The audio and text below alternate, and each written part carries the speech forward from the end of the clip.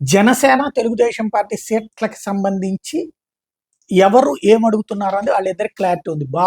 బాబుకి క్లారిటీ ఉంది. పవన్ ఏమడుగుతున్నాడు, పవన్‌కి క్లారిటీ ఉంది. చంద్రబాబు ఏం చెప్తున్నారు. ఫస్ట్ అయితే సీట్లు ఇంతవరకు తేల్చలేదు. ఇంతకుముందు కూడా మాట్లాడుకున్నాం. ఏదైతే బీజేపీతో పొత్తు కావాలని బీజేపీ వాళ్ళు చెప్పిందేంటంటే, జనసేన, బీజేపీలకి కలిపి 50-50 తీసుకోమని. అంటే తెలుగుదేశం 50%, బీజేపీ, జనసేనకి కలిపి 50% ఇచ్చేస్తే అందులో మాకు కావాల్సినవి మేము చూసుకుంటాం, మేమిద్దరం మాట్లాడుకుంటాం అని. అయితే అందుకు తెలుగుదేశం ఏమాత్రం సిద్ధంగా లేదు.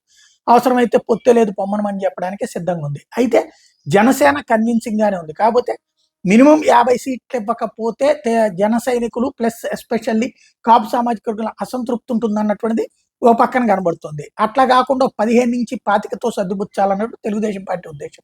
పవన్ కళ్యాణ్ అయితే మొన్ననే 60 అడుగుతా నాదెళ్ల మనోహర్‌ని పంపించారు. 5వ తారీఖు దాకా డెడ్ లైన్ పెట్టారని మొన్ననే చెప్పుకున్నాం. అయితే తెలుగుదేశం నుండి ప్రతిపాదన మాత్రం 40 స్థానాలు ఇస్తానికి సిద్ధమని, పార్లమెంటు స్థానాల వరకు అయితే గనక అంటే ఇద్దరికి కలిపి జనసేన, భారతీయ జనతా పార్టీలకు కలిపి 40 అసెంబ్లీ స్థానాలతో పాటుగా 10 స్థానాలు పార్లమెంట్ స్థానాలు ఇవ్వడానికి సిద్ధమని చెప్పేసి సందేశం పంపించారండి. ఇవన్నీ ధృవీకరణ కానటువంటి ప్రస్తుతం వినబడుతున్న వదంతులు.